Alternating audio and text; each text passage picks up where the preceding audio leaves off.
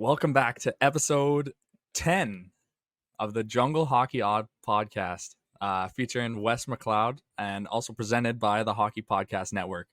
I'm here with my usual co-host, Mr. Owen Elson, and I'm also here with my newly acquired special co-host, Austin Wooley. Welcome, Hello. guys. Ozzy, pleasure to have you back for today's episode. We needed a KIJHL insider, so we needed you back. How you doing, buddy? I'm great. I'm happy to be back here. I miss you guys. miss talking to Joe and you, Owen. Yeah, we miss you too, by the way. Oz. I thought I'd bring on the guy that knows the most about the KI in my contact book. So yeah, I just thought Austin Wooley popped in my head, and I was just like, oh wow, this guy's open to coming on. You know what? The perfect fans loved the Austin Wooley episode too. That was only episode 5, and I think that's our record setter still, Wooley. So you can be proud of that, and hopefully, when the fans hear that you're back, they'll come back too, and maybe we'll grow it even more this time around. But how have you been doing, Oz? Like, no hockey. What have you been up to? No hockey. I've been going on some runs. I've been just doing school, which is boring, like my accounting class. Oh man, I'm in accounting too right now. It's horrible. Dude, how's your professor? Mine, dude, it's just all over the map, man. Really, mine's just by the book, just going through slides. It's just that's brutal. That's what I get too. Yeah. Oz, man. Can we talk about just really quickly about your decisions, or do you want to not talk about that? We can. Okay. Yeah. So a while ago, Oz was texting me about a possible return to the KI this year. Yeah. And I wanted to get just quickly before we start previewing the KI, kind of leads us into it. The thoughts behind the decision, Oz, and kind of the official press release. Well, I was seeing the boys go back to hockey. Like my buddies play on Golden, so I was seeing them go back, and they seem like they're having a fun time. So like, okay, I kind of want to go back. So talk to the old man. Didn't want that to happen, so that kind of that shut the door real quick. Okay. So dad slammed the door in the face. Yeah, that's pretty much. I thought there was like a story coming on here. That's it. No, that's the story. Oz called me like 3 times. He's like, "Should I do it? Should I go back?" And I finally convinced him. He's like, "I'm like, talk with your parents, man. They'll want you to do it." Yeah, they wanted something. No, oh man, no-go. Well, that's all right. I mean, you made the decision in the first place, so I guess this is how it works out. You seem okay. I'm glad you're sticking to it. Yeah, everything's gonna work out. Yeah, so. That's good, man. We'll be at the New Year's game together, man. It'll be fine. I can't wait for that. Yeah, you guys are getting content for us for that for sure. Me and Oz need to record, and then Luke will be there too, so maybe we can. Yeah, sit right beside the penalty box, the opposing penalty box. Oh yeah. Mic up the penalty box. Mic up the penalty box. Have you 3 sit next to it and chirp the guys? Yeah. Stick my mic in between the little crack in the glass. Hold up their EP. Yeah. Well, should we fire? Let's the PJHL took up quite a lot of time, so I think we should just fire right into the old KI. Let's do it. Yeah. The KIJHL and kind of see what the predictions are. The Revelstoke Grizzlies won the league last year. We're gonna run through the rosters alphabetically. I believe.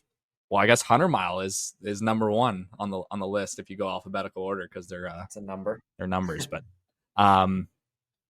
yeah, we who won each division last year? It was Revelstoke. I gotta look at the other ones. Princeton won the President's Trophy.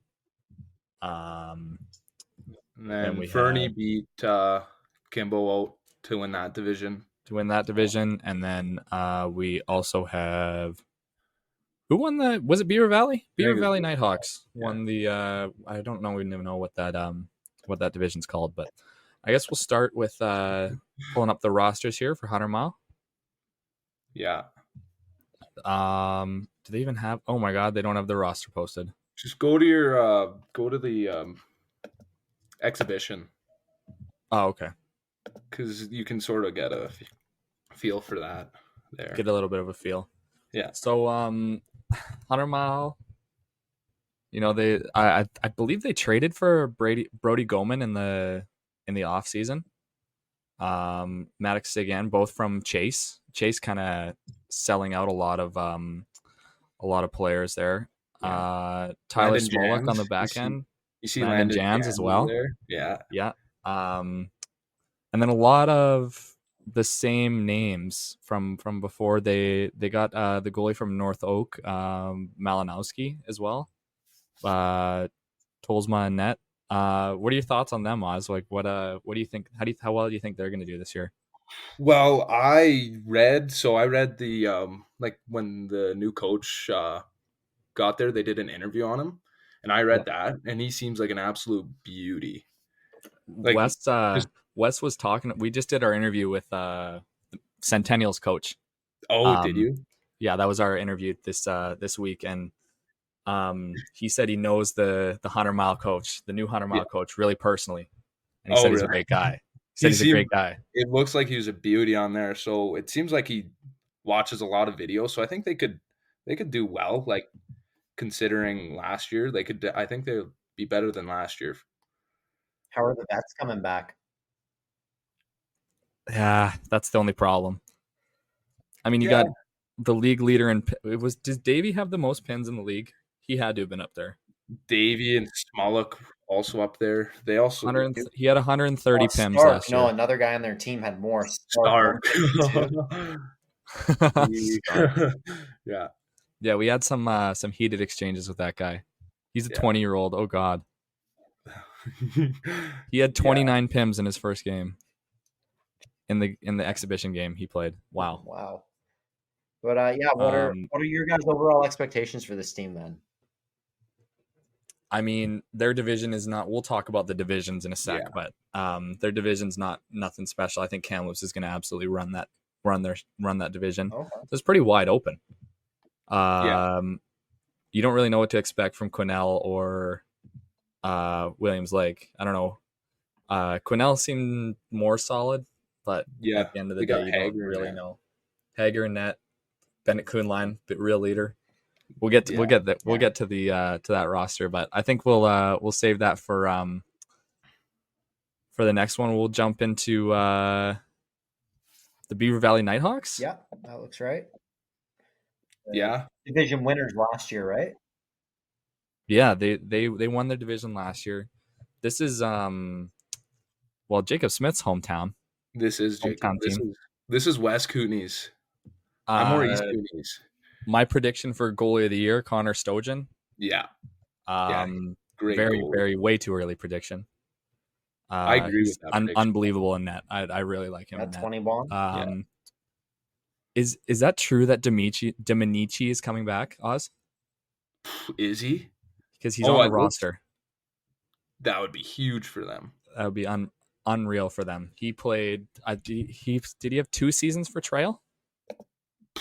I'm not sure. I think 1 at least for sure. Like he's nasty. He's the same. It's the level of like Jacob Smith coming down from Merritt to back to Revy. Who we'll also get to, but these guys, they look pretty solid this year, I'd say. And their coach he's been around, so he knows. Oh yeah, how long is that guy's contract, man? Dude, I don't know. He's been there forever. Yeah. He's been there forever. They're really, really young on the back end. Like not very many. I think they have 1 vet defenseman. Mm-hmm. Which is a bit questionable. They don't have concerning. That's a little bit questionable. And then Will Ray, yeah. I was gonna say I don't recognize a single name on the back end there. No. And I just looked up. Dominici played last year. Dominici played last year for Trail, but he just AP'd and played a few games the year before. So yeah, they're getting a guy who's played a full season in the BCEHL and Dominici. Yeah. Okay. No, that's good.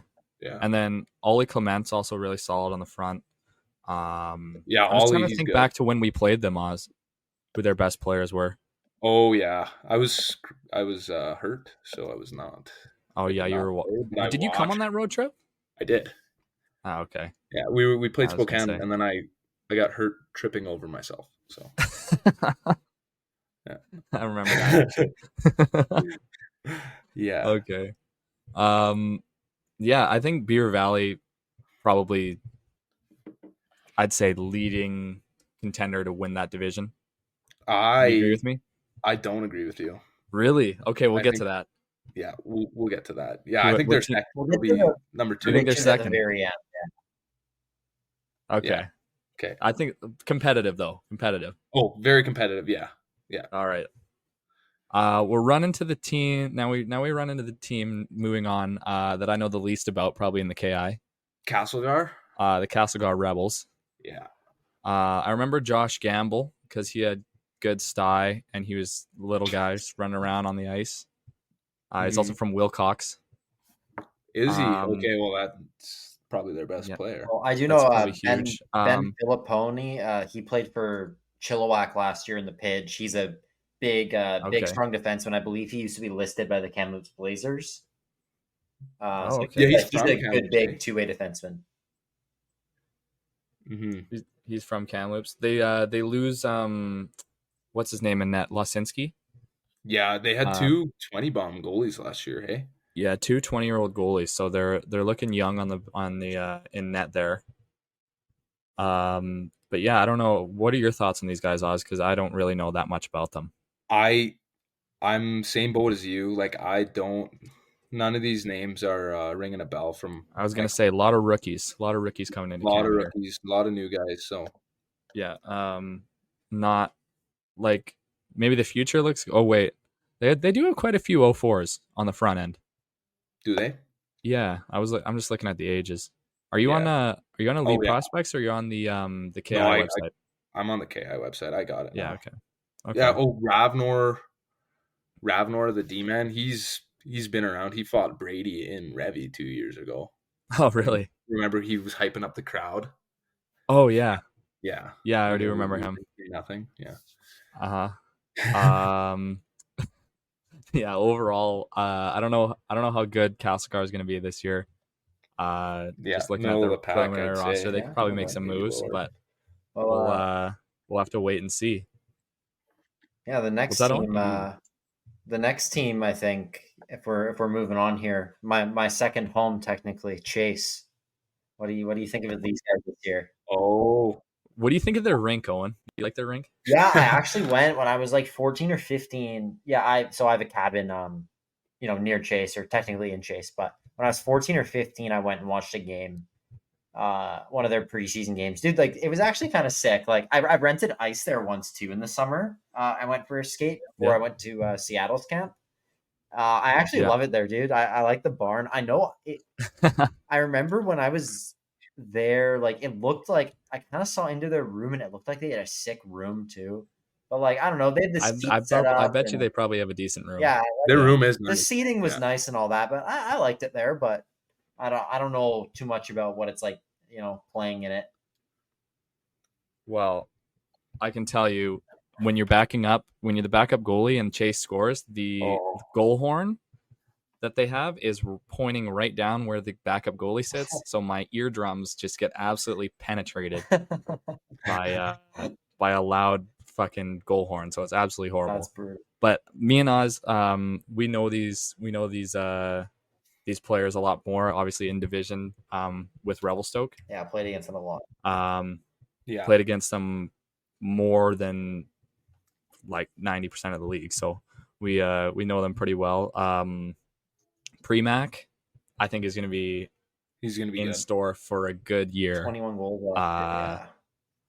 21 goals on Chase last year, and now coming back for a 20-year-old year. I think he's probably their most dangerous player. Who else do we have? Lyndon Robertson was another guy that was in Revelstoke, that ended up in Chase. It's just unreal guy. I really like Lindo. He's a beauty. Really, amazing. And then a third dude, Mo, on the back end. another a defenseman front that also played in Revelstoke, which he's also an all-time guy. Hopefully gonna have a pretty good year this year. And then did you see the video of Gom, Oz? I did actually. Oh yeah, okay. I was just making sure you did see that. Owen, did you see the video? Which one? It was the goalie fight in the KI. I did, yeah. I reposted it on the podcast story. That was insane. Yeah, so that was Chase. Yeah, so that was Chase. That was Meyer Gom. Oh my goodness. The 04 goalie from Red Deer, Alberta. Unbelievable. I love it. Not like he's definitely last year was held back by the defense in front of him. I'd say he kind of got hung out to dry a couple times. He's not a bad goalie. No, I think he's pretty solid. He's just maybe not in the right scene there. But yeah, I think I don't know how to feel about Chase this year, Oz. I don't know about you, but I like their 20 bomb group a lot. Like I think their core is good. Their forwards are definitely solid, and their D-men, like they got returning D-men, so they're just. They remind me of that Chase team that took Kamloops to 7 that one year. Our first year. Horechka's year. Yeah, Horechka's rookie year. They remind me of that team. Yeah, we'll see. Especially with the divisions realigning, who knows how well they do? They could be in store for maybe a pretty decent year. Yeah, I mean, it looks like it's going to depend a lot on how good these rookies are to provide them some depth because their top players are going to be sick. So. Yeah, their top players are definitely very solid, and then it's just going to be kind of moving into the back, like bottom 6 forwards, bottom 3 defensemen, and how well they can slot in, and then obviously if Gom can play well in that. But yeah, moving to who do we got? Columbia Valley. Oh, Columbia Valley. Oz, you know a lot about Columbia Valley? Honestly, they're the team in Eddie Mountain that I don't know too much of. Like they got a lot of rookies. Yeah, I was gonna say a lot of our flags on the roster here. Yeah. 2 rookie goalies in net. Mm-hmm. Who do they have returning? Who are their 20-year-olds? Teo Foth. And then Ellis McGill. I don't remember these guys too much, man. We played them home opener, so we barely their rosters changed so much since then. So they had, who did they have in net? They had Nate Glenn in net. Nate Glenn, yeah. Who they lose now as a 20-year-old that aged out. And yeah, I don't know. This division is odd. Yeah. It's gonna be pretty competitive this year, I think. I'm looking forward to your guys' predictions of these divisions. Yeah, Oz showed me a couple of his predictions, and I don't really know what like the reasoning behind a lot of them. Really? Okay, well let's move on. Let's move on to the team that lost the league MVP for the last 2 years, Creston Valley. Luke Chakrabarty party. I actually played spring with him for a bit. He also used to torture me in spring when I was younger. He would just buzz around. Nobody could touch him. He was insane. And then, yeah, I played spring with him like 1 year in like a weird spring league, but he was our best player by a mile then. He's so nasty. But they're losing him. Is Max coming back or did they trade him? They traded he got traded to Weyburn in the SJ. Okay, yeah, well, 55 points as a D-man last year. Yeah, what do you guys think? I mean, he fed his brother on the flank for I'm gonna say probably 20 of those points, Oz. A lot of the points came on the power play. 17 goals. Yeah, I'm not. Oh, dude, not taken away from him. He had a lot of points. Yeah. He deserves to move to the SJ. Yeah. Oh no. Yeah. Sure. I know you weren't saying that. Sorry. What do you think about the team this year? But I think it's just middle of the pack for me. I don't know. You know Dryden Harding, Oz? Played in Kimbo? No, I don't. Okay. I just see his Kimbo headshot, so that's why I thought you'd know who he is. He only played 20 games for him last year. They got Brad Boyarski. Sleepy Brad. Brad the dad. Yeah. Brad the dad. Sleepy Brad. And then who do they got Burnside returning in net as a 20-year-old as well. Litowski and Kostering on the back end as 20-year-old defensemen. And then Taylor Schmiedider.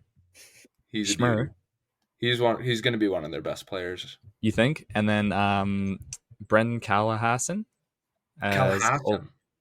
Callahassan. He played on Sicky. Do you remember him? Oh, did he? Yeah, he did. Did he do well? Did he get traded there? He got traded there, yeah. Oh, okay. That makes sense. So as 20-year-olds there, I was just reading out the 20-year-olds. Overall, probably middle of the pack in the division there. I'm not really seeing anything that would make me jump off the map. Is that Gail's brother? Oh, yeah, that is Gail's brother. One of my roommate's brothers is on the back end. Jared Gale. Yeah, but his brother Jordan is a defenseman on the back end now for Creston there. So I don't know. I'll probably be paying attention to how these guys do because J-Rod is chilling. But yeah. I also want to point out one of their players, Liam Murno. He's a stud. He used to play on Fernie, and then he got traded, and then he was a point per game for Creston until the end of the year. So will be one of their best players. Okay, this year. That's pretty solid. What's your prediction for these guys this year? We'll get into the predictions later, Joe. Yeah. Okay. But I think they're lower end. Lower end. Okay. Well, let's get into popping up for me. Joe, is this who you guys took down in the finals last year? The next team, the Fernie Ghost Riders. Yes, they look Fernie Ghost Riders. Yeah, they look pretty good, man. Haggerty. They got Haggerty's coming back? Oh, man, they're gonna be good.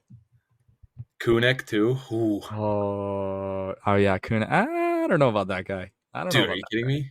I think he's solid, but I think he's gonna have to prove himself. Who's Drew Cadenhead? They got another 05 on the roster. I don't know. Okay. They got a whole bunch of returning guys. Dude, like a lot. Their decor is pretty much the same. Minus that huge kid. Who is that? Fisher. What was his name? 20. Fisher? Yeah, Fisher. He was massive, man. He was like sick. Oh, man. But yeah. Braden. Oh, man, they're good. They're good. I'm just reading some names. Braden Jack, Riley Enns, Coden Fournier, Luke Rothfuss, Skarnson, Lambert. Lambert was a bitch to play against in the fucking playoffs, man. He was so big and just threw his weight around really good. Haggerty, honestly, Haggerty was one of the best players I'd played against in the KI. And for him to be a 20-year-old this year, he's just going to dominate. Dude, his points per game last year was twice as high as the next best guy on his team. Yeah. He's 62 points in 44 games. Low key, hot take, but he might have honestly deserved MVP just as much as Chakrabarty. I think. Chakrabarty didn't get MVP last year. Or who got? Wheel, just as much as Wheel or Chakrabarty. Yeah. That division has had a lot of top scorers, like really high point scorers. Yeah. And then Desjardins on the as well. Do you think is Pican gonna play D? Pegan? Yeah, Malachi Pegan. Pegan. I think he will play D. I watched a preseason game and he was defense. He was on the back end. Yeah. Okay. New coach for these guys. Yeah, that's what I was gonna say. Is just to end it off. Kunyak in net as well. We were just talking about him, but new coach after making the finals of the KI is kind of a crazy thing to switch up the coaching staff. But be really interested to see how these guys do. Yeah, it'll be exciting to watch these guys and Kimbo go at it. Yeah, see who comes out on top of that division. That's a good. That's gonna be a good. It's gonna be really good. It'll be great. But yeah, then Oz's favorite team in the KI as we move on to the Golden Rockets. Golden Rockets. Oz, I want you to lead this one. Okay, I know most of these guys. Nice. So, so for 20-year-olds, you got Dominic Ferrantino, one of my really good buddies. He's gonna do well this year, I think. And then who else? John Spraggs. I don't know him, but he played in Kamloops. He did all right there. I think he got traded. I remember him, yeah. Yeah. Traded for something. Hayden Barr is not on the team anymore. They traded him to Oso. Oh, you would know that? I do. Yeah. Coach, they got a lot of players.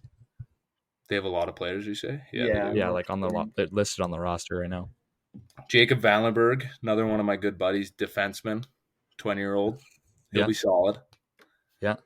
He'll be great. And then, I mean, all these guys, like, I know pretty well because I just went over there and stuff. All the Cranbrook natives, or all the Cranbrook natives? Yeah, there's a lot of Cranbrookians that used to play there, like Jordan Lario. Yeah. Oh yeah, of course. How could we forget him? Yeah, legend. Lots of Cranbrook. Yeah. Only concern. Well, one of my concerns for these guys is their goalies. All of them seem brand new. Yeah, all five. Yeah, not a single headshot down there. No. All rookies, 05, all 06s except for one, Adam Hedges, 05. Yeah, I was gonna say, historically, Golden hasn't had very much success in the last couple of years. I don't know if that's going to change or not. Basically, looking at this roster, I think maybe some future is looking a little bit brighter, but for now, I'm not really seeing a team that can, especially with their division, compete super highly. So we'll see how that goes, but I'm not blown away there. Yeah, I know the Chuck, their old coach, he kind of blew the team up with trading all their 20 bombs and got nothing in return, so he didn't do these guys a favor. But their new coach, I heard, he's working them hard. He's running them through some things that they haven't done before. Oh, okay. So like some interesting training. Culture. Okay, that's good. Yeah. Moving on to the old. Ooh. This is an interesting team. Can I just say, we're looking at Grand Forks? Yeah. These guys look disgusting. I love from my outsider perspective. Like, I know nothing. These guys look filthy. Why do you say that, Owen? What? I'm just going through their team from last year, and every single guy is half a point per game, and every single one of them, except for 120 bomb, is back. Astill had 49 points last year. Desabre had 47. Burke had 46. Bates had 38. Tillman's 32. Pierman 26. Like, these guys are going to be disgusting. Yeah. Even their D all put up decent. Like, they didn't have one defenseman who put really standout numbers on the board, but all of them contributed like pretty equally, not that much below a half a point per game. So they look pretty good to me, man. Wow. Yeah, I agree with you, Owen. They lit it up in preseason too. Like, they beat all their guys. Like, they're undefeated. I mean, so is Beaver Valley, but I think these guys have really turned it around since 3 years ago when they only had 5 wins. Yeah. I was just gonna say, my first year in the league, this was the place to get banished after you messed up at your in Revy or anywhere. We'll send you to Grand Forks or whatever. Like, Gallo used to chirp guys and say you're getting sent to Grand Forks all the time. So this was it's good to see them turn it around a little bit, which is nice. They're missing Shabansky and net. He's obviously an 03 that aged out. Yeah. So the only thing in my book, I think, that can hold them back is goaltending. Right. Because that guy was unreal. He was so good. Especially playing on a team with 5 wins and putting up the numbers that he did, even then in that year, was just unreal. So they got Ben Edwards coming back from the Dub, which is pretty cool. Yeah. It's cool to see a major junior player on on a roster there in the KI, and yeah, it's just it's gonna be interesting to see how well these guys can do. Do you think they're, without giving it away, do you think they're a contender for the title? I do. You do? Okay. I was wondering. I thought. I think. Yeah, we'll get into our divisional predictions, but yeah, I think you're right on the money there. Mm-hmm. I like it. All right, next up we got the new home of David Ander. We have the Kamloops Storm, the now out of division from the Revelstoke Grizzlies Kamloops Storm. Joe, it sounds like you've been pretty high on this team. What is it about them that makes you think they're going to be a wagon? Their division, mostly. Yeah. The fact that their division is a cakewalk for them will most likely make them a conference finalist. They only got like 2 Alberta kids, hey? All BC boys. I like it. A lot of BC kids. Wow. One of them being David Ander. Yeah. Who is one of my stallmates, kind of sat across from me in the room last year in Revelstoke, and he ended up finding his way in a trade for Phillips Watts, I think. Yeah. Got sent back the other way. Be interesting to see how well he can do this year. He'll have way more of a role in Canada. I'm probably gonna say top 6. Hey Oz? Oh yeah. Yeah. So he'll be up there. Ryan Larson is a great hockey player. Oh yeah. And Brayson Dubé. Dubé is a great hockey player as well. And Stephanation, I think, is really underrated. I think he can do really well this year as well. Yeah. Yeah, even you said. Tegan Mullen as well. Yeah. Really young, but really energy player. So I think they're looking pretty solid. On the back end, the defense doesn't blow you away. And then in goal, losing Phillips Watts as well is not going to be good for them. They do have Kessler Fife's brother in net. That's what I was just going to say. Is that Brenner? It is Brenner. Yeah, he didn't come to Revelstoke. He should have went to Revy. He should have. So we think this guy should have tried it. Yeah, he's What about the 20 ball player, Holitsky? Yeah, Holitsky will probably. I was just going to say Holitsky will probably get a lot of the games. Yeah.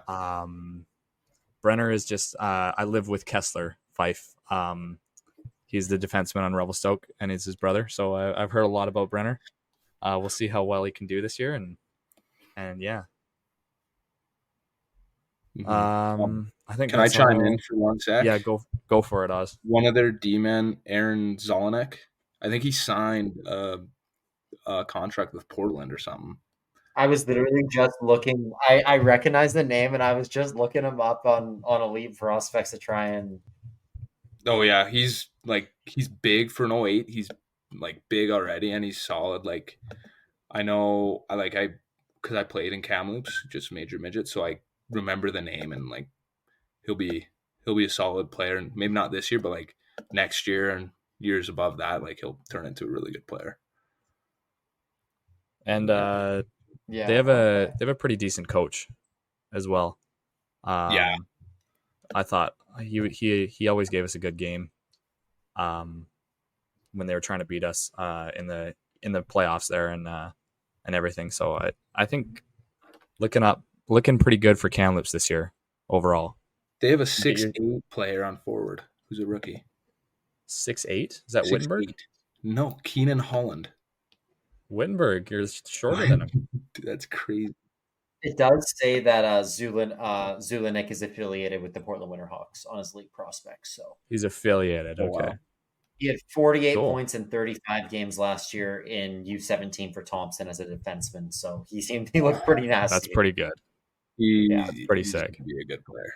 That's pretty sick. All right.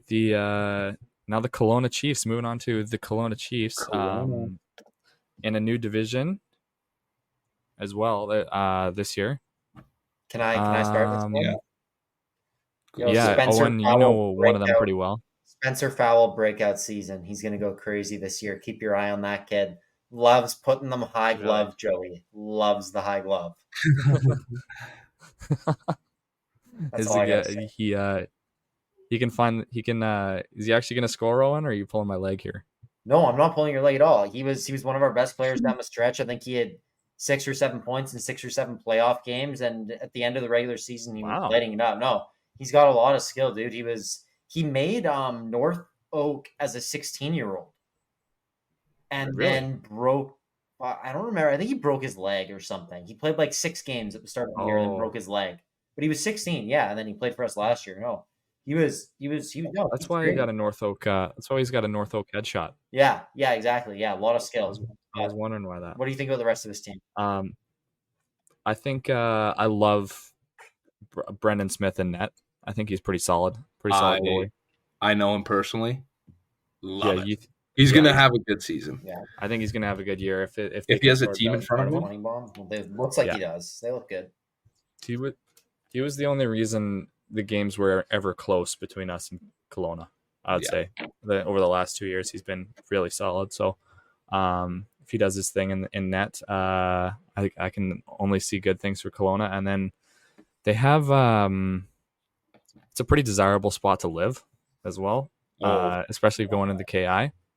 Now with the visors and stuff, people are gonna probably want to be flocking to Kelowna. I was there this summer. Yeah, great bar scene. Wow. It's a good spot to go out.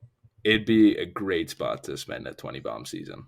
Yeah, that's what I was thinking. Is if a couple of 20-year-olds just don't want to play in Creston or wherever anymore, hit the big city and request to Kelowna. Or not Golden, but like Golden. I know Golden players. They got traded to Kelowna for their 20 bomb season and stuff like that. So okay, could work out. Yeah. Who else do we got? We got his hometown, right? Yeah, Kimbo. Oh yeah, dude. Well, I mean, the Kaboom reigning MVP is back. That's a good start. Yeah, that's gonna start them off good. Did you see the trade they just made, Oz? I did. For a great room, great leader, great scorer. I think he's gonna absolutely shine in. They have such a good. Who's that, Joe? Who'd they get? Nolan Kelly. He was in Revelstoke for a little bit. He's just an absolute all-time guy. Oh, nice. Okay. And then, sorry, obviously I didn't say his name earlier, but Tristan Wheel is obviously the reigning MVP. 71 points in 36 games last year. That's disgusting. That's right. Yeah, sorry, that's all I got. And they have and I thought you might like this. They have a guy from Perth, Australia. Whoa, Perth. Riley Lang. How do you say Langiel? That's something like that, yeah. Yeah, 20-year-old. 20 bomb, eh? Yeah. Interesting. A little bit far from home. Yeah, no kidding. And then yeah. So but the only thing that could let this team down, Oz, in my opinion, is the fact that they traded their starting goalie, Ryder Ponto, to the Revelstoke Grizzlies. I agree with that. I think 06 and 05 in net, they might want to look at getting a 20-year-old. I don't really know much about the two goalies that they have here. But yeah, I think might be a little bit better than a first-round exit this year for Kimberly. Yeah, their forward group, I love. Like, they're gonna put so many pucks in the net. Like Danik Reeves, he's from Cranbrook here. He AP'd with the Bucks last year. Like, he was playing KHA, but he played like 11 games for the Bucks. Okay, and he held his own. I mean, he's 5'6", but honestly, like, his hands so nasty. Like, I went to a preseason game, and literally, like, very good offensively, but I do agree with you. Like, their goaltending, not their strong suit, and that defensively, just and of course their coach. You already know about their coach, so I won't go too crazy about that. But we can move on to the Merritt, the newest expansion team. And I guess we should kind of maybe transfer before we do our preview for the Merritt Centennials. Owen, you want to send it to our interview with the new head coach and GM of the Merritt Centennials, Wes McLeod. Yeah, absolutely. Yeah. So Wes was kind enough to give us his time. He's obviously super busy getting going, running a brand new KIJHL franchise. But we sat down with him for over half an hour. So we'll send it over to that interview right now. It's a great one. So hopefully you all enjoy. What's something you'd love to learn as an adult? Do you make time to learn new things as often as you'd like, or was that lost in childhood? Kids are always learning and growing, but as adults, sometimes, we lose that curiosity. What's something you'd like to learn? Gardening, a new language, or maybe something to help you finally beat your best friend in bowling? Therapy can help you reconnect with your sense of wonder, because your back to school era can come at any age, just like me. Me personally, I've benefited from sports, mental sports therapy. Talking to someone's been super helpful. And whether or not you've used therapy, this is just trying to lead you in the right direction. Rediscover your curiosity with BetterHelp. Visit betterhelp.com/THPN today to get 10% off your first month. That's BetterHelp, betterhelp.com/THPN. If you're thinking of starting therapy, give BetterHelp a try. It's entirely online, designed to be convenient, flexible, and suited to your schedule. Just fill out a brief questionnaire and get matched with a licensed therapist. Switch therapists anytime for no additional charge. This podcast is sponsored by BetterHelp. Okay, I'm super excited to bring on our next guest. He's heading into his first season as the head coach and assistant general manager of the Merritt Centennials in the KIJHL. He's had stops for the Valley West Giants, the Fraser Valley Thunderbirds in the U16, U17, and U18 ranks before. He also coached briefly for the Fort McMurray Oil Barons in the AJHL. I'm super excited to bring on Wes McLeod. How's it going, Wes? You guys? Hey, Wes. Good. Thanks for having me.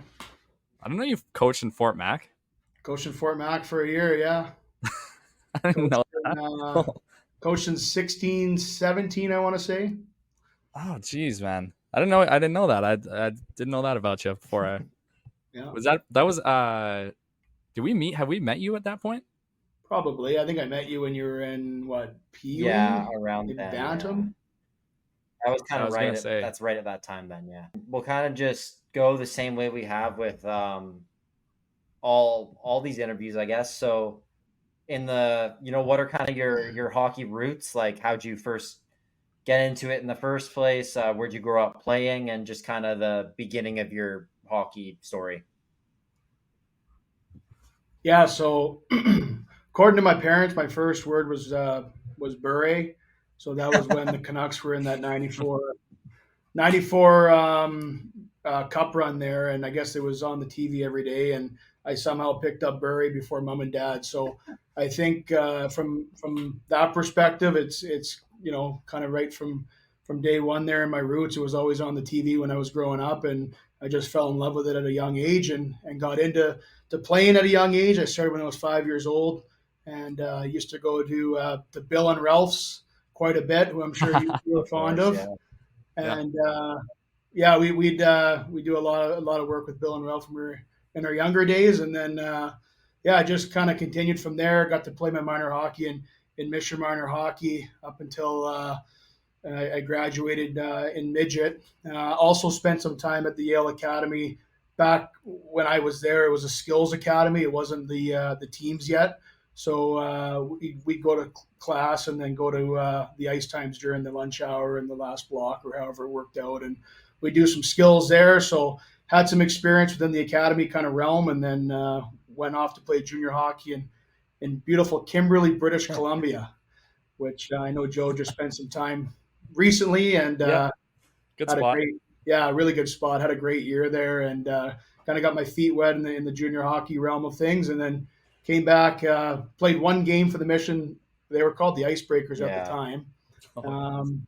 So I played one game in my hometown, and then the next day it was kind of a shit show there, for lack of better words. And decided to ask to be moved on, and I was lucky that I ended up in Ridge Meadows with the Flames, and I was there for 2 years and had a really good experience there. And then from there, I thought I was done hockey forever. It was, I'm sure you guys have both felt it too at points where you get a little bit burnt out, and it's almost like you don't want to go to the rink anymore. And that's kind of the state that I was at when I graduated from junior and started working full time, and you start making money and, doing some other things. And then got a call one day about coming to coach Maple Ridge's Bantam A2 team as an assistant. And I said no about 5 times to the guy that was asking me. And finally on the 6th time, I decided to show up, and then the rest is kind of history. I enjoyed it.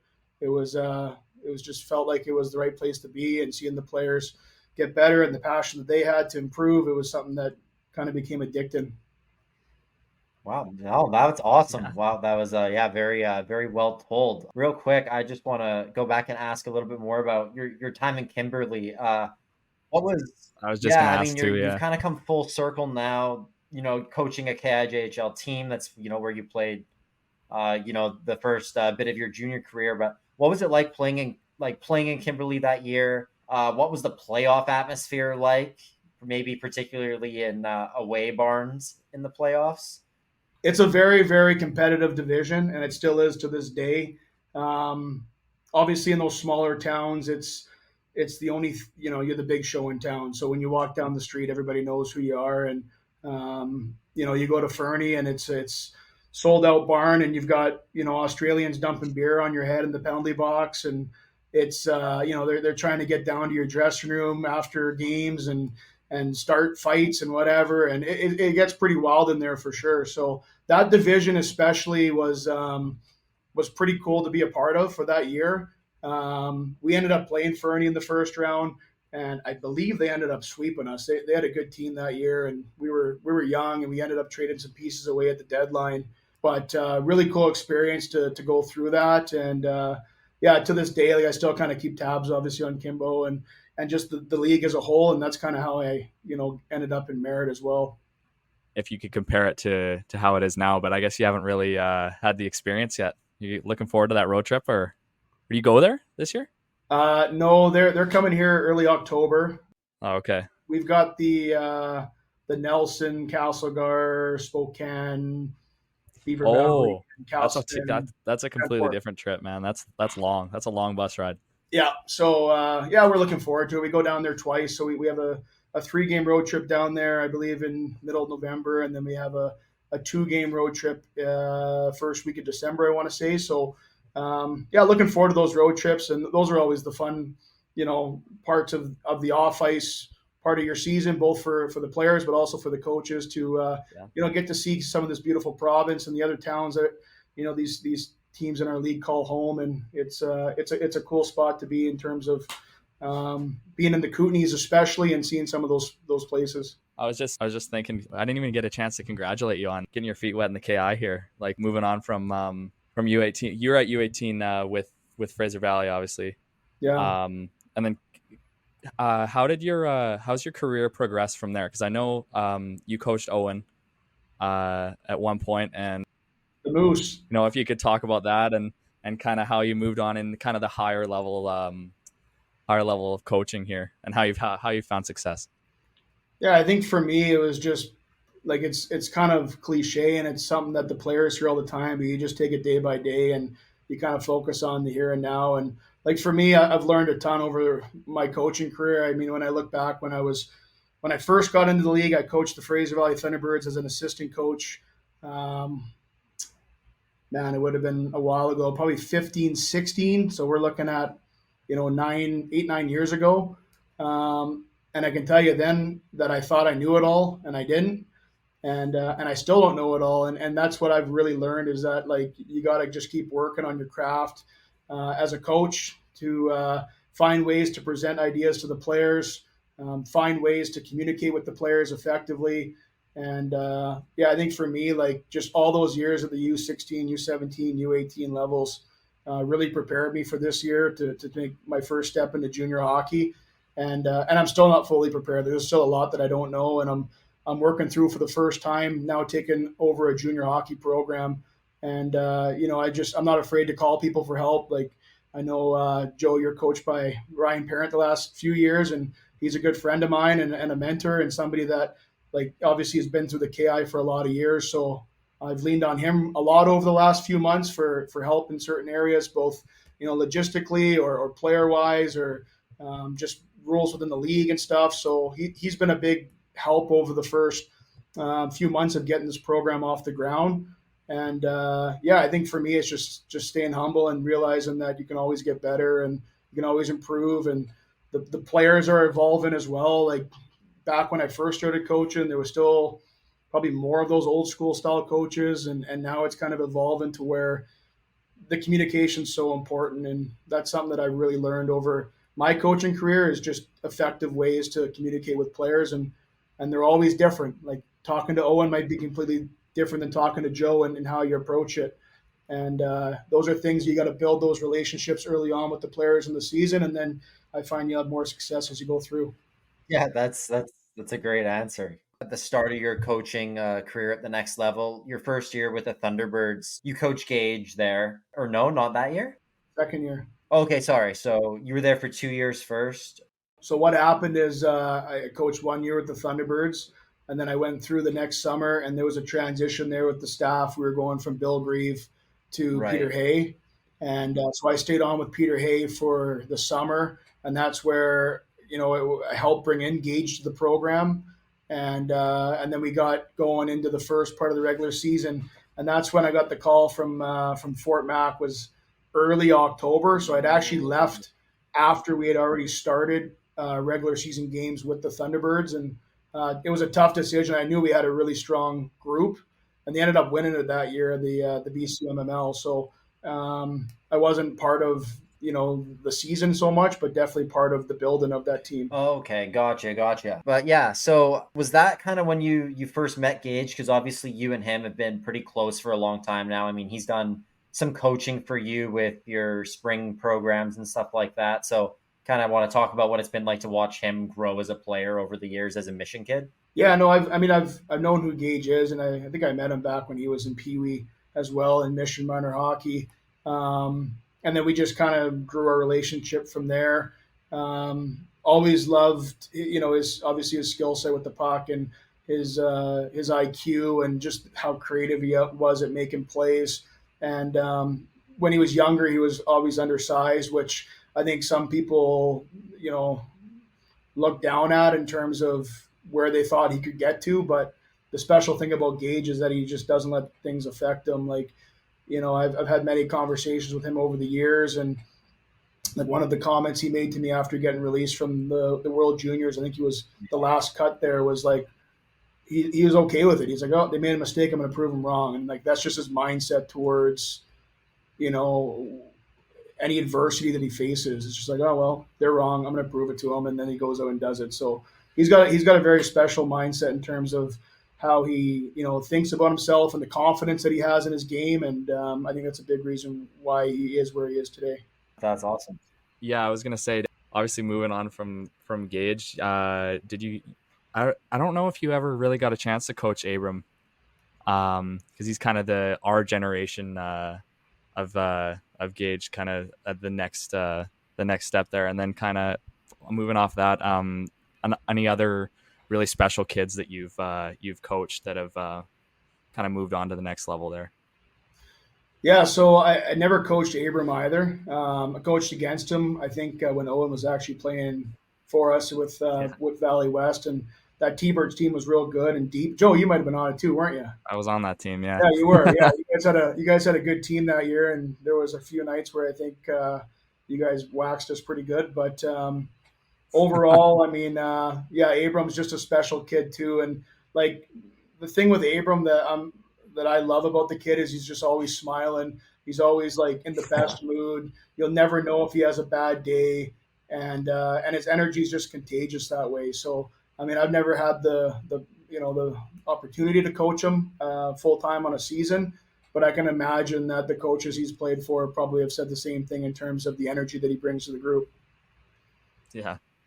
And then, did you, has anyone other than gauge, has anyone really special hockey players that you've coached like kind of moved on to the next level? I don't even, because like the generation before we're not really super familiar with, so just wondering, that was kind of one of my questions. Yeah, I mean, like from like in terms of like full season coached, there's kind of a few players that stand out at the top of my head. One was Brody Stewart. He's playing over in Europe right now. I coached him with the Thunderbirds my first year there with Bill. He played for Kamloops? He did play for Kamloops in the Western League. He's a 2000 born player, and he was a special kid to coach too. And now I'm actually coaching against his brother in the league. His brother got a job with 100 Mile as their head coach, so we'll go toe to toe at some point here. But like he was special, and then like I've done a lot of work at the BC high performance side of things. So every year you get to see BC's best. So I've actually been in person for a lot of these top kids that have come out of BC. Coached some of them, coached against some of them in the program, whether it's BC Cup or provincial camp. Had the opportunity to go coach Team BC or help coach Team BC at the Canada Winter Games 2 years ago. So again, seeing all the top 2007 age players from our province, and there's some special ones for sure that it's pretty cool to see firsthand. I know at BC Cup in Salmon Arm there, we had a really, really strong team there. Like it's just all thrown together kind of thing. But I remember our team being like really strong. We kind of walked our way through the first round robin games. We ended up playing Stankoven's team in the finals, and they got a really good goaltending performance. Kind of a no-name goalie, I think, at the time. Like he wasn't really super high on our radar in terms of making the team, but he stood on his head in the finals, and I think Stankoven got both, and they beat us 2-1. And like he's a special kid to watch too live. Like just the way that he gets up and down the ice and protects pucks, and his shot release is crazy to see in person. So he was a pretty cool kid to watch too live. Yeah, I think Stankoven's team knocked my team out of that BC Cup too. You know what? We played them in the round robin and they beat us in shootout, but I think he had 2 goals and the shootout winner. So yeah, he's unbelievable. Yeah, he's pretty special. So maybe that you just mentioned you got the opportunity to coach with Team BC. What was that whole experience like going to the Canada Winter Games? You were the video coach, I believe. Yeah. So I was on the video coach side of thing, and we had a great staff. It was like in terms of the immediate staff, it was Brad Bowen, Cam Barker, Chris Shaw, and myself, and just the coolest experience. The hockey part was amazing, but for me, like everything else that was going on at the Canada Winter Games was just like surreal to see live and in person and be part of it. All the work that goes on behind the scenes, just all the different events that you could go to. Like I know our players went and supported Team BC wheelchair basketball, like something that I've never seen before and something I never thought that I'd be attending. And all of a sudden I'm there watching these players give their all to win a wheelchair basketball game. And it was like amazing to see that. And then the big, they call it the big ski jump one where they go, the big air event or whatever it's called. And you see these athletes just go soaring through the air in their skis and snowboards. It's just crazy. Like, and again, like you're not there as just your hockey team. You're there as like Team BC, and you're supporting all these other athletes from your province and meeting all these different people and coaches and athletes from other sports. So from a experience perspective, it was first class and amazing, and one that I'll cherish for a long time. Yeah, I can imagine that. That seemed amazing. Where did you guys go for that? It was in Prince Edward Island. Oh, wow. Which was also that's cool. Yeah, it was very cool. My first time being on the East Coast, and it was kind of held in two communities: Charlottetown, which is the capital there, and then Summerside, which is a beautiful little spot right on the water, and it's just got some great views and places to kind of take in there on the water. Nice. Sweet, pretty awesome. I was just gonna jump from the BC logo to the logo that's sitting behind you on the wall there. I kind of wanted to ask like how how excited you are for this next step, and then 2, like kind of how it came to be. Merritt's a pretty old organization, like a lot of history there, and kind of how, you know, you made the jump from your past coaching jobs to here, and to here, and then like how excited you are to jump into this next step here. Yeah, so extremely excited. I guess I'll take you back to kind of how it all went down, and it wasn't a move that I was necessarily sure I was going to make this season. I thought maybe one more year with the T-Birds would be okay with me. Like, I wasn't in a rush to move up. The T-Birds are hosting TELUS Cup this year, and I knew about that before I took the position, and it was one of the hardest decisions I had to make, was to coach a national championship competing team and a host team, or make the move to junior hockey. And I think for me, most of the decision was based around what program I was going to. And, you know, I had some conversations with our ownership group here early on, and at first I wasn't sure. Like, I wasn't sure if it was the move for me. And as we got talking more and more, like, you could just tell that our visions aligned in what we both thought was important, and how we saw the vision of the program being built from the ground up. And you don't get that opportunity every day to build a team from scratch. Like, it's very, very rare. And I've done it twice now, because we actually did it. It was Owen's. I guess it was Owen's year, where it was the first year of the Valley West Giants program. So there was U18 at the time. There was no U16 program. They just introduced that. So it's kind of my second go at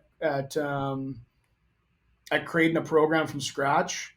And Merritt's a little bit different, though, because, like, the foundation was here. Like, obviously we have the facilities, we have a lot of the staff members and volunteers are back and helping. The community is extremely passionate about this organization. So it's not like we're having to build brand right away. But saying that, there's a lot of things that had to be changed within the organization. And, you know, just being able to put your own spin on it and to create the program and the culture that we set out to do from day one is a pretty cool experience to go through. Nice. So what's the whole experience been like moving there? And I mean, you just mentioned obviously creating a team from scratch, like Merritt made the transition from the BCEHL to the KI. So what's the process like in going about recruiting a whole new team? Because obviously you've guys from everywhere as well. So you've moved there yourself, and now you have to get a whole new team. So yeah, just what's that been like? Yeah, so I've moved here probably full time. Well, I got my place in like early June, and my family has a lake house on Allison Lake. It's about half an hour out of town. So for most of the summer, I just stayed at the lake house, and I'd travel back and forth into town to do work. So that was, you know, in terms of kind of easing my way into town. I wasn't here full time right away. I kind of got to know some people without actually living here. But the people here are amazing. Like, I just felt so welcome from day one. And again, they're so passionate about this team that, like, anybody that I've come in contact with, that, you know, if we needed help with something for the program, like, they're always there to support you and help you and to figure out a way to make it happen. So from that perspective, it's been amazing. In terms of the roster construction, there's been challenges for sure. Again, like, we don't have any vets. We don't have any returning guys. There's no culture that's been built here that's carrying over from last season. We made one trade with Chase to acquire Joby Siemens and Jacob Bishop as 05s that have played in the league, so they're second-year players. Yeah, they're 05s, yeah. And they've been instrumental in starting to build the culture in our room, and just, again, they've got the experience of a year in the league, and then you just start adding pieces around it. And for us, it's not about picking the best team, but it's about picking the right team. So finding players that exhibit our culture and the way we want to run this organization is important. So we really focused on building from the room out, finding the right character players to come into our room, into our community, into our organization that will represent the way that we want to operate. And then from there, obviously, it's the on-ice product, and you're looking to, again, build a competitive lineup that isn't all the same. Like, a lot of players are like, well, you know, I hear this a lot, like, I'm better than that guy. Well, sure, maybe you're better at at this and that guy, but maybe as a coach, I'm looking for something else, or I'm looking for, a player that provides energy or physicality as opposed to goal scoring. And like the best teams obviously aren't made of 20 goal scorers. They're made of guys that can do different roles and do them well to the best of their ability and feel value in those roles. So I think that's something we put a lot of onus on, is just building and getting the right pieces to form a team that can be competitive. And we feel like we're there. That's great, man. I'll tell you, playing in Revelstoke, like having that, the culture is everything. Those guys in the dressing room, like the people that are leading when you're sitting in the office, like when the boys are together and the coaching staff's not there, it's the guys that bring the room together and keep the boys tight. And then, yeah, you just want to win with those guys. So that's great. I'm glad to hear that you're building it the right way there. Yeah, for sure. Yeah, we understand that. I mean, we're not looking to build a program that wins in year one. We're looking to build a program that has sustained success, much like Revelstoke, where every year you're in it to win the league. You have a chance, and again, you got to build the foundation first, and that's what we're focused on right now. Exhibition games have you guys played now? When does the season get started up? So we played 6 exhibition games. We and you know what, like as a new organization, it was also important. Like we had a lot of kinks to work out, both on the ice, but also like, in terms of our production for home games, like figuring out, the camera operation, the flow sports, you've got your in-game announcer, you've got your music. Like we had some kinks there for sure that we had to kind of sort out as we went through the XE part of our season. So we felt like it was important to have maybe more games than some of the other teams in our league. I think a lot of them had 4, some had 5. I think there's a few teams that might have had 6, but we felt like having the extra couple of games would do us well, both on the ice in terms of starting to build that culture and off the ice in terms of our operation and our game day and what it looks like. That's good. Yeah. Have all those, you got most of your volunteers coming back. They have like the experience and they know what they're doing, right? So it's not a complete restructure, right? So you don't got to sort everything out brand new, right? Yeah, we've got a great volunteer community here in Merritt that, again, like people love their Centennials and they're willing to help. And there are some longtime Centennial volunteers here in this town that have been here for a long, long time before I got here. So, and like we talked about this with the players too, like with the history of this program, there comes a certain level of responsibility on us to uphold the history here and to make sure that we're representing ourselves the right way, not only within the confines of the arenas, but also in the community and making an impact on people's lives and the kids here in town. And so the players have done an outstanding job here over the first month or so since they've come into town of being involved in the community. We've had them in numerous community events early on. They were volunteering in the rodeo. They have been out to the Terry Fox run. They have run a minor hockey camp. And when I say run a minor hockey camp, like the players have actually run the drills and like created the practice plans and like worked with the kids. And like it was cool to see how our players kind of gelled through that and who was stepping up and who kind of took a back seat to it. So yeah, I mean, overall, it's just been a really good experience. We got some other really important community events coming up here in the near future that we're looking forward to doing. That's great. So, I mean, what kind of then are your future expectations for not only the team, but also yourself? Like, what are your future plans and goals when it comes to coaching and your career?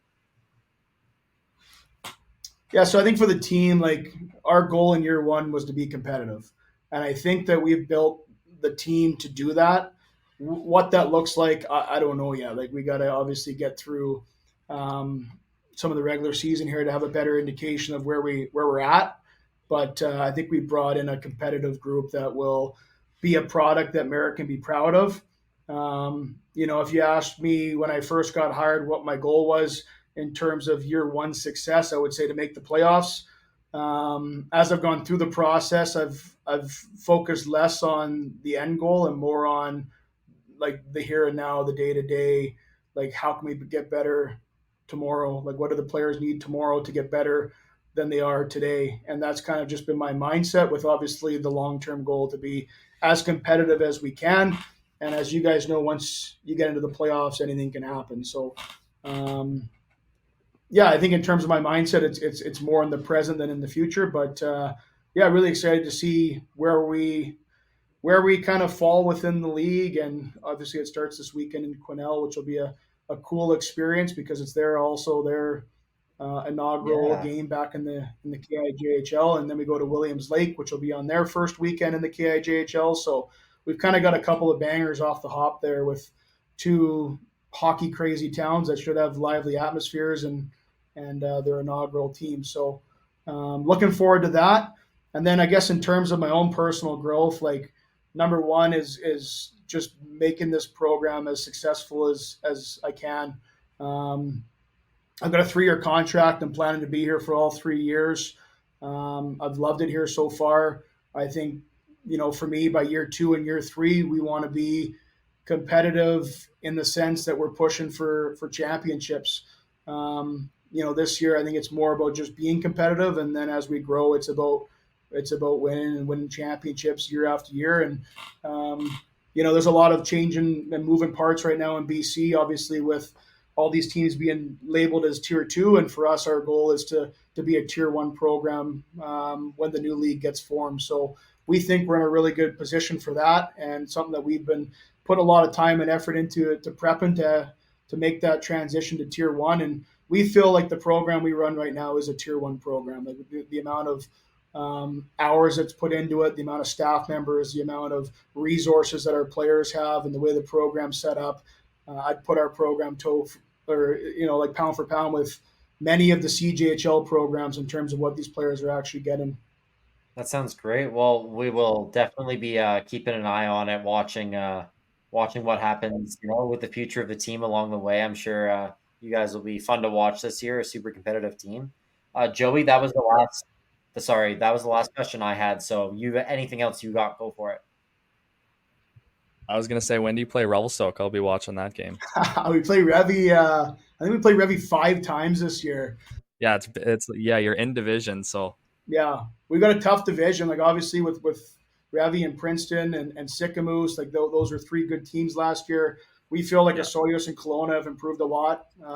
So there's going to be a lot of competition within our division, and we're looking forward to that. Like at the end of the day, we don't want to play in a division with 4 bottom feeders. Like we want to play good teams every night, and we think that our division is going to produce that. I think our first game against Revelstoke is October 10th or 11th, I want to say. They're coming here, I believe, for the first 3, and then we go to Revelstoke twice in the new year, I want to say. Okay. Which obviously Ryan has it set up that way so that he can get all those crazy skiers out to the games and. I was going to say, of course, the 3 road games are in the first half of the season there. Yeah. So I sat through the league schedule meeting with Ryan there, and he definitely, he knows when his strengths of his attendance are, and he makes sure that he loads up the back half as much as he can when those skiers are in town. Yeah, then the place is selling out. It's unreal, man.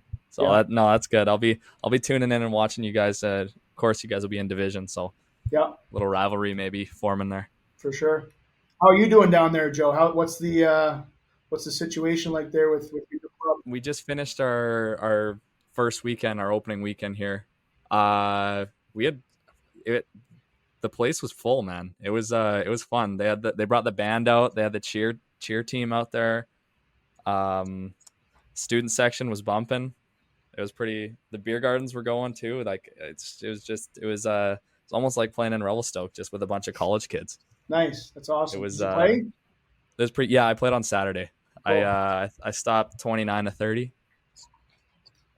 Sounds like a Joe Kuchaslo performance. Yeah, pretty solid first game for me. I felt pretty good in there, so it was nice. It was good to get the first win too. Yeah. Swept this weekend and then got to go out after. It was pretty fun. Cool. Yeah. You were good when you went out, right? What's that? You were good when you went out? Oh, of course, man. Yeah. I'm responsible. get kicked out of the country, man. No, for sure. Stay down here. Yeah, no, it's fun. I've been settling in good here, so I'm pretty enjoying it pretty good here. Awesome. That's good. Yeah. I don't have any more questions, Owen. I think it's a pretty solid interview.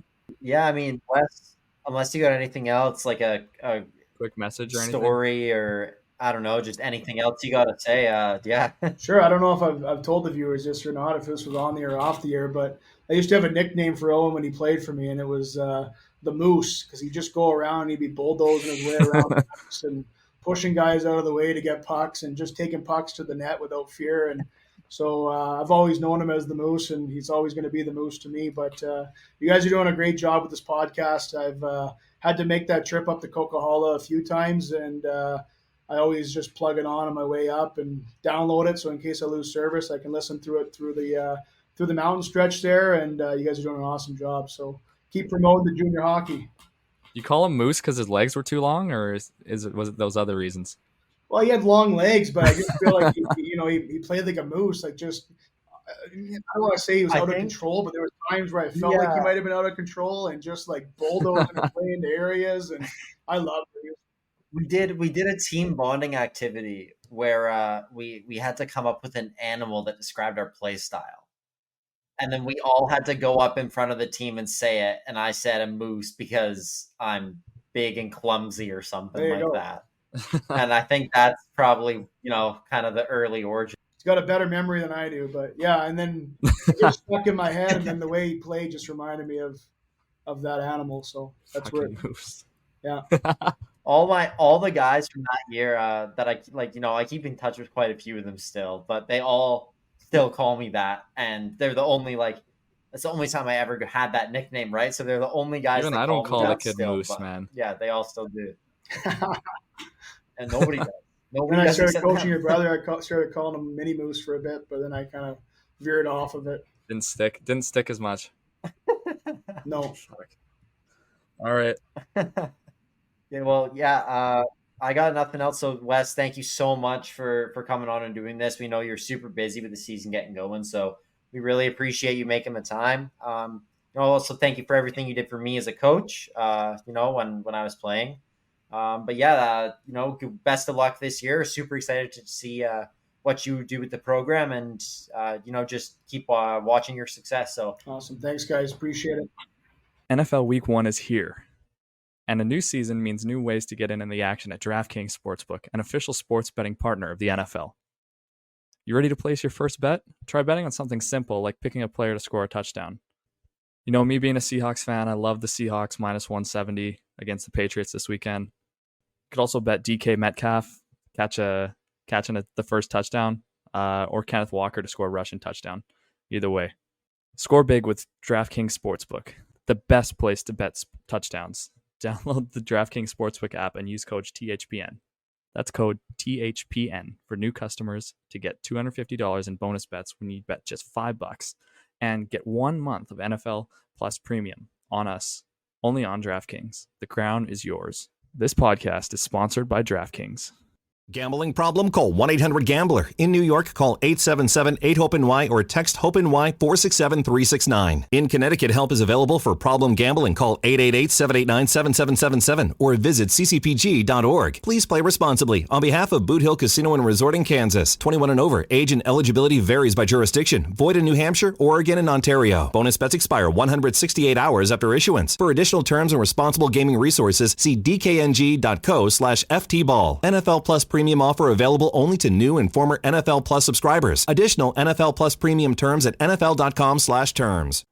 Awesome. So thank you so much to Wes McLeod for coming on, giving us his time. That was an awesome interview. Lots of great stories. Obviously, Wes is a very, very highly respected coach in BC, coach for Team BC at the Canada Winter Games, and he's got a very bright future ahead. I'd keep an eye on Merritt. Speaking of Merritt, Joey, let's get into their preview here. What do you got for us? Yeah, I know literally no one on this team. I know one person. I know the guys they traded for from Chase. Yeah. Ryan Keeler, Jacob Bishop, and Joby Siemens. just because we played against them when they were on Chase, I know literally nothing about this team. I have no idea how good they're going to be or no idea how bad they're going to be. They have so many rookies coming in. Obviously, Wes mentioned in the interview they're a very young team. They traded for some vets, but besides that, I mean, Wes assured us that they're going to be a very competitive team. I would not doubt that. Wes knows what he's doing. So you might look at this roster, see a lot of rookies, a lot of guys you never heard of, but I would keep a very close eye on this team. I think they're going to be very, very strong in this league. So anything else from you guys? They got a historic franchise. Pretty crazy to see them here. It's wild to see the KIJHL logo beside the Merritt Centennials logo. It's a little bit. It's mind blowing. It is weird to see. But yeah, Oz, I don't know how well these guys are going to do in this particularly tough division. Yeah, I don't love their odds going up against Princeton, Revy, even Kelowna. I don't know. I guess we'll see. Yeah, it's tough to tell with a new team. Well, we can go to the Nelson Leafs here. Yeah. Acquiring Rylan Konechny in the offseason. Ooh, I love that. Really good shot. Yeah. And then we got a whole bunch of new names that I have no idea. I don't really know too much about this team, to be honest with you. No. Oz, any thoughts on these guys? Or I watched them in preseason. They don't have it. To me, it doesn't look like they have a superstar. I mean, okay. They did well, like team wise. Like I think they have a good structure already. Like in preseason, like they did well. I really like their goalie. I don't know which one played, but he did. Don't know his name, but he did really well against Kimball, stopping most of their shots. And then Memphis Bergeson, that is one name I do remember. He played on 100 Mile. Oh right, yeah. 20-year-old hair, number 77. Yep, good sty. Great sty, but that's that's about it. That's all I remember. Okay. I guess from the Nelson Leafs to the Osoyoos Coyotes here. Again, another team I don't know too much about. They made a bunch of moves. A lot of rookies. Wow. A lot of rookies, but some other 04s that I don't really know. They have a really good goaltender in Hunter Arnston. He did really well last year. Got a couple Oso Coyotes on our team this year, so I don't really know too much about them too well. Scott Dick, I remember him playing in the Revelstoke tournament. Do you remember that, Oz? A while ago. You'd remember him if you watched him. Last year, he was kind of a prick. Yeah, a little bit of a shit disturber. A little bit, yeah. But yeah, Osoyoos in a tougher division as well this year. Ramponi. Oh, awesome! That's the only name I really remember that much. Logan Messer, Cranbrook native. Trained with him in the summer. Good guy. Ooh, and Nick Vopat, another Cranbrook boy. Oh, okay. It's cool to see. And Miles Haney got traded there from Kimbo, 20-bomb defenseman. So he'll be playing some top minutes there. He'll be doing well. Do you think they compete in this division? I don't think they compete in this division. Okay. Personally. Well, we'll get to our predictions. Next up, the Princeton Posse. I like this roster. I love this. I love their front. I love their forwards. I know. They always have good forwards. Their D. I love Dodds. I love Ben Dodds. He's just such a beauty. I trained with him in the summer. Chilliwack guy. Oh, yeah. Sterling Ponek is really solid. Yeah. He'll be their best D-man. He might be their captain, I think. Sittler, was that the guy that threw the series for them? He didn't play very well in the game 7. You remember that goalie let in? Yeah. Sittler, yeah. Yeah. He's a solid, like he's not a bad goalie. I just think I think he messed up the puck behind the net. Do you remember that? He and then we had like a free goal. Jalen Forsyth. Yeah, Forsyth. Yeah. Frog put it in there. Waterson, Morrow, Horiachka. Lowen, Gush, Langdon, McRae, Hebert, all returning. Joshua Roy, Ben Dodds, Jeffrey Stewart, Grady Sterling Ponak. They have a solid core. I think they're going to be. Tyson did you say his name? Yeah.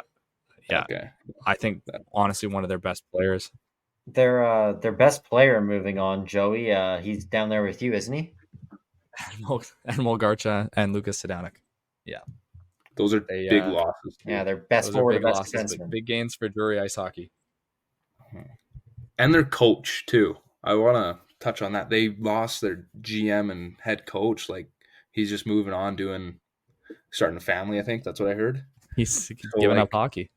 Yeah, which is crazy because he, from what I've heard, he was an awesome coach. And he's just... Yeah, I heard that as well. That's what some of the guys were saying. Such a great guy. So it'll be interesting to see with this new coach what he does, if he continues the legacy there. I've been hearing some concerns coming out of Princeton. I don't know if I can mention them, but they were banking on a lot of guys to come back that might no longer be coming back. So really, yeah, I've heard that a couple of guys that were like new recruits that were going to come back that were at junior A camps that ended up making the team instead of being cut and coming back. So maybe some openings there and in the back end for Princeton. Oh yeah. Now we got another expansion team. Yeah. The second one. Oh gosh. Cornell. We have the Quesnel River Rush. What kind of a name is that, man? I don't know. Their jerseys, dude. Have you seen their jerseys? They're pretty horrible. Are they? Just knockoff Rebby ones. They're just Really? they just looks like they're just Oh no. Yeah, pretty much. Only 6D on their roster. Yeah. Oh, wow. I mean, obviously, a lot of these guys are from North Oak. Yeah, that's what I was just gonna say. Still, lots of guys from North Oak. Good mix of rookies. Sick arena, as Wes was talking about earlier. Yeah, I wonder. Do you think they'll get a full barn, Oz? I don't know. I don't know. I heard they had 900 fans. Oh, sorry. I know they had 900 fans their first exhibition game. An exhibition? Oh my god! Yeah. So they've been waiting for hockey. Oh my god. That's good. Yeah, that is good. Good for them. Well, going down the roster, Bennett Kuhnlein coming back to the league. Should have stayed in Rebby, but didn't want to. He'll probably throw up quite a few points. Josh Greeno, I love that guy. Cash Anderson and who else? There was one more. He's not there anymore. Kells, right? Because Kells got traded to. He got traded to Kimbo. And on the back end, we got not fair. I don't know. I don't trust their defenseman. Josh Hager in net is great though. He's really solid. It's just his defense. As long as his D know what they're doing, kind of. I think that they'll be looking pretty solid. Yeah. Maybe competing with Kamloops for that division. Mm-hmm. I don't know. I'm not sure. I agree. I feel like with these guys, like North Oak, they were second in their division last year, and that was a bad division. So I feel like switching over another bad division, I feel like these guys can take number 2. Yeah. Okay. I agree. Mm-hmm. And now we move on to the team we know the most about. Yeah, the team we know the most about. I'm not familiar with these guys. I don't really know who I'm looking at here. The Revelstoke Grizzlies, obviously the league winners last year. That was a trade in the summer. We acquired Jake Phillips Watts for David Ander, who we touched on before. But yeah, there's a lot of new players. A lot of new faces. For sure. New faces that I have some names that I don't really know. Yeah, return of Jacob Smith, obviously. Your MVP prediction, Joe? MVP. I don't know if he puts up enough points on. It's just because the way we play. Right. I just don't know if he puts up enough points. Hockey, yeah. Grizzlies hockey isn't about points; it's about the team winning. Watch out for Rebby, Joe. What are your? Okay, let's the returners, Forsyth, Neufeld, Schmerler. No, I'm not gonna read all the boys out like that. I think they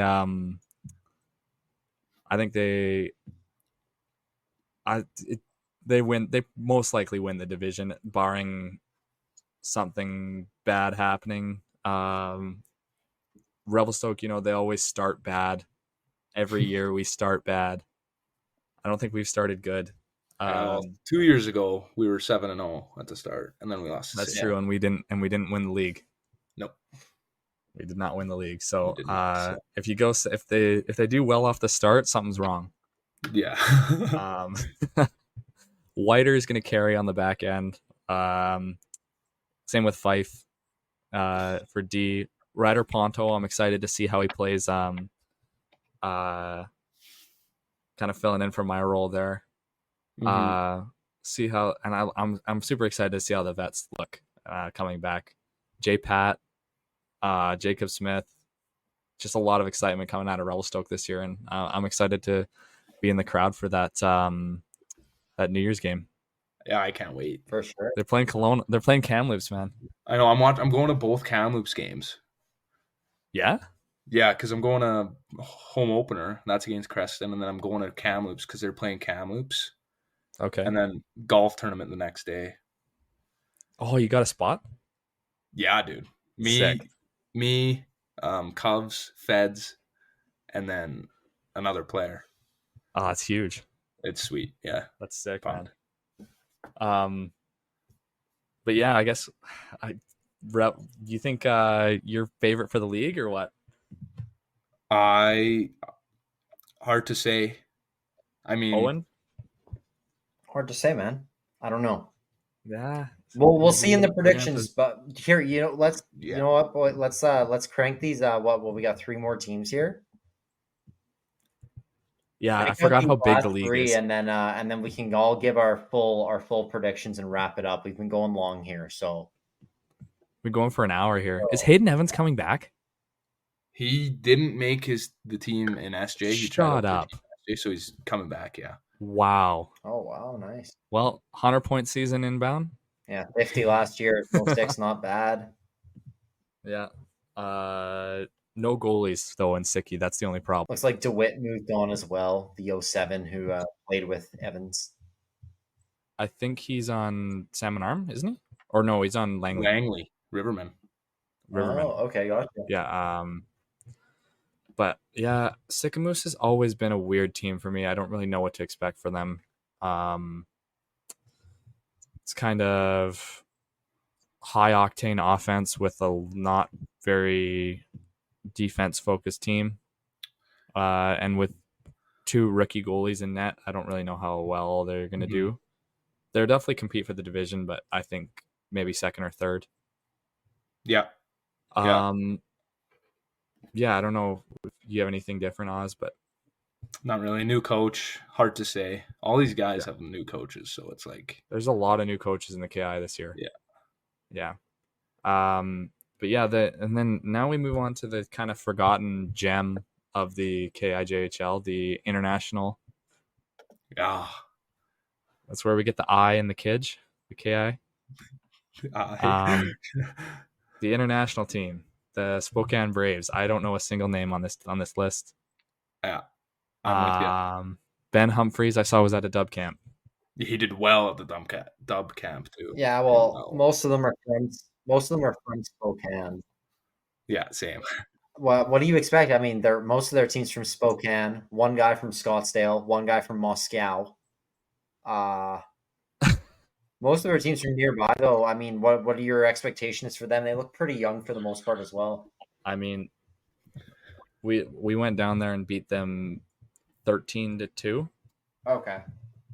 Was it Oz? 13-1. So lower 13-1. I think it was the biggest win in KI history. Okay, so we're expecting until Beaver Valley beat them 14-1 the next game they played. So it was a rough week in Spokane, I think. Poor guys. Yeah. I'm hoping these guys are competitive though. Yeah, it makes it more fun if they are American team. That road trip was so much fun, man. That was a fun road trip. But yeah, we'll see. We'll see how Spokane does this year. Yeah. And then the last team on the list here. New team again. New team alert. New team again. Yeah. The Williams Lake Mustangs. At least they got a cool name. Mm-hmm. Yeah. I like their logo. I like their jerseys too. I haven't seen the jerseys. Yeah, the jerseys are tight. Nice. They're like Jets jerseys, pretty much. Nice. Okay, I like their logo Just and think all that. on So. Olympic Jets jersey. Yeah. This is the Summerland move. They look young. Look like they're kind of rebuilding off the hop here. A lot of veteran D. Yep. Unfortunately, coming from Summerland, they weren't very competitive last year. And then blowing up the team and now having to work with a core that came from Summerland and then adding bits is a little challenging. Oz, who are their top players? For me, I would say Jasper Tate would be their best player. Yeah, okay. That's what I was going to say as well. And then their goaltending is good. Evan Leggett. Yeah, he's solid. Him. He actually stayed at my house. He tried out for the Bucks. And he actually stayed. He played a preseason game. So oh, good. That's he wasn't even expected to play a preseason game. So played a preseason game. Solid. Now he's in Williams Lake, so their goaltending that's good for them. I remember. Do we ever play against Kurkowski? Krukowski? Says a cool last name. I don't know. It sounds like mine. Kind of looks familiar. Yeah. I don't know. I don't know much about these guys. Anyone else that really jumps off the list for you? No, I don't know much about these guys either. I think it'd be interesting to see how many fans they get, though. Yeah. Yeah, it'll be cool to see that, too. I feel like they'll get a good turnout. Okay, so maybe I should get all mine out of the way here since I'm the rookie. I should actually give honest ones instead of just taking what you guys say. Yeah, let's see if Owen's a little crazy. For the Eddie Mountain, I'll go Fernie, Kimbo. Yeah, it is. Okay. Honestly, I'm gonna keep it in the same order. So Fernie, Kimbo, Columbia, Creston, and Golden. You guys want to go should we go one by one or? I would say. Yeah. Or should I do all four? Do you want to do division by division, Oz? Let's go division by division. Yeah. Okay, Oz, give us yours. Yeah. Yeah, Oz, you go. Oh, you want me to go? Okay. I'm thinking Fernie. Fernie in the one. Then Kimbo, then Columbia Valley. Then I got Golden. Got Golden. We gotta respect the boys. I think they'll do well. And then Creston. 5. Wow. Joey? Yeah, you're really firing up the boys in Golden, eh? Just with that comment. I have to. They have to, or else they wouldn't let you hear the end of it. Yeah. I'm saying it's boring because it's all the same. You're going same as me, same order. I'm almost tempted to put Kimbo first, but I just don't trust their goalies. Their back end. Sure. I think it's either Fernie or Kimbo 1-2. And then, do you guys think Fernie and Kimbo are contenders to win the whole thing? We can do that. Yeah, who's gonna win the division? In a playoff series between Fernie and Kimbo. Oh. I just think Fernie has the better players in the playoffs. Okay. Yeah, I think so too. Fernie's got less pressure on him too. Okay. Yeah, so I'd say. But yeah, the Fernie, Kimbo, Columbia Valley. I'm sorry, Oz. I got to do Creston above Golden. That's okay. All right. I'm sorry. Yeah, that's the way it is. Well, now we move on to the Neil Murdoch. Yeah, Joe, do you want to start this one? Go in reverse order. Yeah, I can start. Go for it. Or no, I like Owen going first because it's kind of blind. Well, I like. I'm going to switch it to Grand Forks winning. Okay. I like Grand Forks there. I'll go BV next, and then Nelson. Castlegar, Spokane. I'd say that's pretty solid. I've got the same list. Same, Joe. I've got. I think the only thing I switched was Spokane and Castlegar, but I looked at Spokane's roster, and I now probably am going to go the same with what you guys have. So Grand Forks 1, Beaver Valley 2, Castlegar. But Beaver Valley's solid, man. It's going to be close. Yeah, I think so. The 1 and 2 is going to be a battle. Yeah. That'll be fun. I might switch it up. I might go Beaver Valley 1. I trust in Stojan in that. Okay, we'll do that. Oh, that's so true. He's so good. And then Grand Forks 2, and then what do you guys have? Nelson, Castlegar, Spokane. Yeah. Okay. Well, I'll go for the Bill. Yeah, the Bill. Bill Olahausen. Yeah, is that still what it's called? I don't know how to say it. Yeah, now the 16 the 6-team division here, the Bill Olahausen. Yeah. Man, this is a tough one here, man. I'm gonna go. I'll go Revy 1. I'll go Revy. Okay. I'll go Princeton.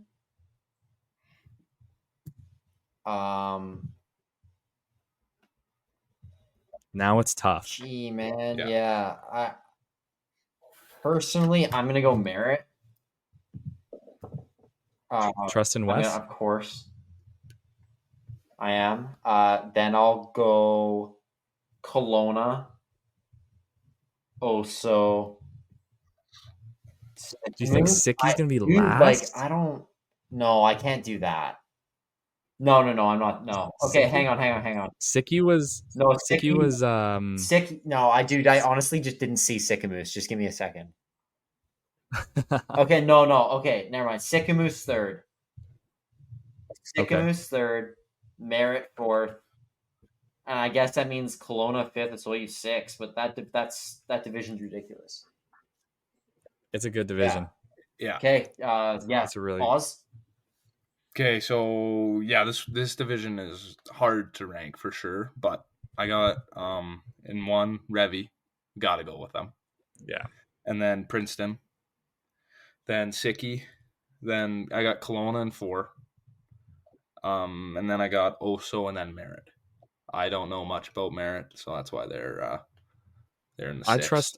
I trust in Merritt a little more than that. Okay, so I've been looking at this division all summer, and I've been kind of weighing the options here. Revelstoke 1 because I'm biased. Same. Princeton 2, but it could very easily be Princeton 1, Revelstoke 2, just because Princeton has won the President's Trophy. That just was their trophy. Yeah.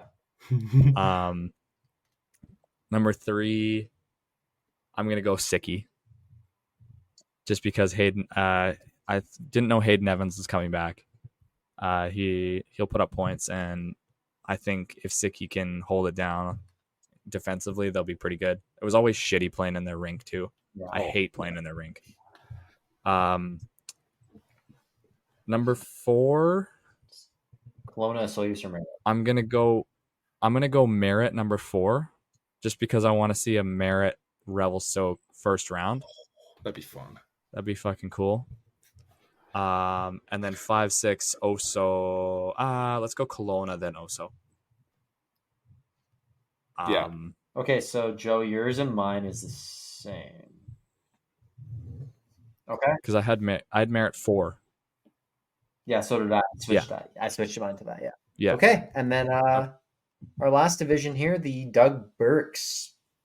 This is an interesting one. I mean, I guess I'll start again. Kamloops at 1. I think that's a no-brainer there. I think that's pretty much everyone is going to say that. Yeah, and then this is tough now. Like, I thought 100 Mile actually looks decent. Just weird. Yeah. Man, I'm gonna go. I'll go Quesnel. That's a good take. I'll go Quesnel. Yeah. Then I'll go. I'll go Chase. 100 Mile. And Williams Lake. Williams Lake 5. Yeah. You got the Chase Heat that high, eh? Oh yeah, buddy. Second home. You're a Heat fan? Yeah. Always rooting for the Heat. Okay, Oz? Oz, you go. Mine is the same as Owen's. I got no, it's not. Yeah, Kamloops in first. You guys have Chase in last? I got them winning the President's Trophy. Kamloops? And then I got Quinnell because they're goalie. Yeah. And obviously, like, they're North Oak players, like, they're good. And then I got Chase because they're 20 bomb. Yeah, man. Totally. And then, and then 100 Mile because Coach is a beauty. Because Coach is a beauty. Williams Lake does not stand out to me. Summerland Steam, if they had the Summerland Steam name there, I'd be having them last every single day. That's right. Okay, Joe, so what do you think here? Come on. Kamloops, obviously. Go, Joe. Kamloops, Quinnell. Then what? You guys sold me on Chase now. I know.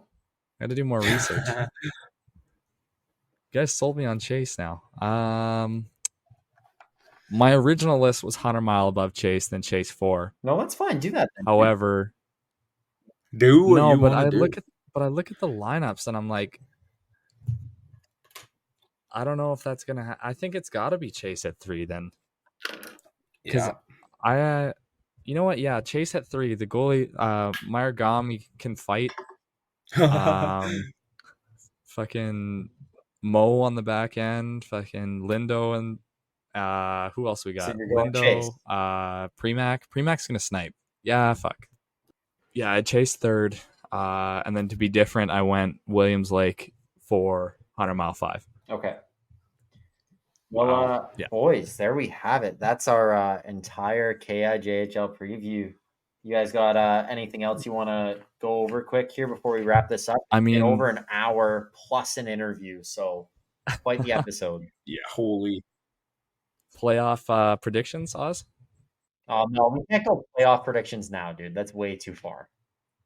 You're right. No, not yet. We'll have Oz again in December. We'll have Oz on again in December, and we'll do playoff predictions.